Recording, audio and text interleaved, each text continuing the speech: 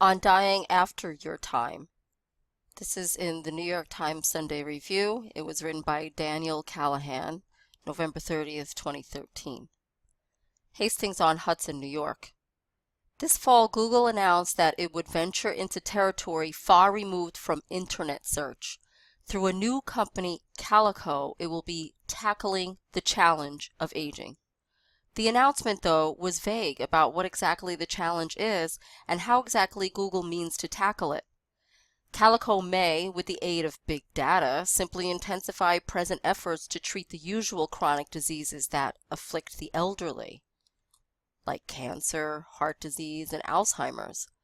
But there is a more ambitious possibility to treat the aging process itself in an attempt to slow it.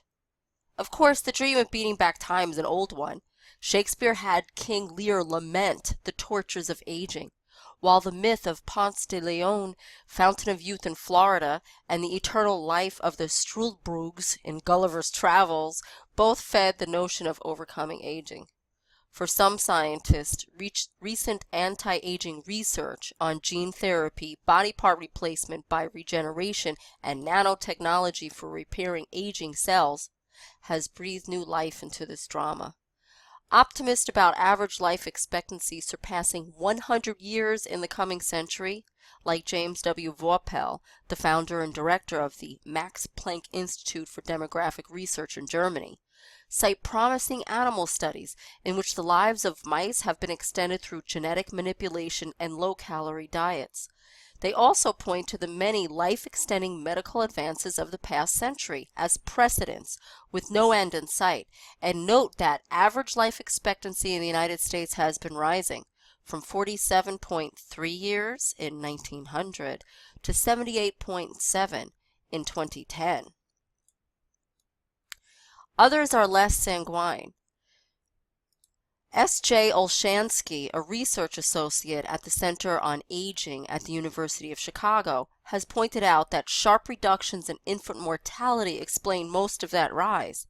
Even if some people lived well into old age, the death of 50% or more of infants and children for most of history kept the average life expectancy down. As those deaths fell drastically over the past century, life expectancy increased, helped by improvements in nutrition, a decline in infectious disease, and advances in medicine. But there is no reason to think another sharp drop of that sort is in the cards. Even if anti-aging research could give us radically longer lives someday, though, should we even be seeking them?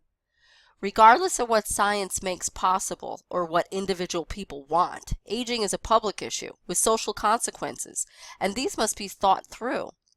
Consider how dire the cost projections for Medicare already are. In 2010, more than 40 million Americans were over 65. In 2030, there will be slightly more than 72 million. And in 2050, more than 83 million. The Congressional Budget Office has projected a rise of Medicare expenditure to 5.8% of gross domestic product in 2038, from 3.5% today. A burden often declared unsustainable. Modern medicine is very good at keeping elderly people with chronic diseases expensively alive. At 83, I'm a good example. I'm on oxygen at night for emphysema, and 3 years ago I needed a 7-hour emergency heart operation to save my life. Just 10% of the population, mainly the elderly, consumes about 65% of healthcare expenditures, primarily on expensive chronic illnesses and end-of-life cost. Historically, the longer lives that medical advances have given us have run exactly parallel to the increase in chronic illness and the explosion in cost. Can we possibly afford to live even longer? Much less radically longer. This rise in chronic illness should also give us pause about the idea, common to proponents of radical life extension, that we can slow aging in a way that leaves us in perfectly good health. As Dr. Olshansky has tartly observed, the evolutionary theory of senescence can be stated as follows. While bodies are not designed to fail, neither are they designed for extended operation. Nature itself seems to be resisting our efforts. Swift's Struwelbrugge, it is often forgotten, had immortal life, but with all the afflictions of aging, and so were declared legally dead at 80. What's more, an important and liberating part of modern life has been upward social and economic mobility. The old retire from work, and their place is taken by the young. A society where the aged stay in place for many more years would surely throw that fruitful passing of the generations into chaos. The fundamental difficulty here is that we cannot proceed in the usual way with this medical research, taking small steps, seeing the results, and then, if they are positive, moving further. It will take decades for the changes in length of life to play out to allow assessment of their benefits and harms. By then, it may be too late to reverse the damage. One likelihood, even in just a few years, is that older people who stay longer in the workforce, as many are now forced to do, will close out opportunities for younger workers coming in. And exactly what are the potential social benefits? Is there any evidence that more old people will make special contributions now lacking with an average life expectancy close to 80? I am flattered, but at my age, by the commonplace that the years bring us wisdom, but I have not noticed much of it in myself or my peers. If we weren't especially wise earlier in life, we're not likely to be that way later.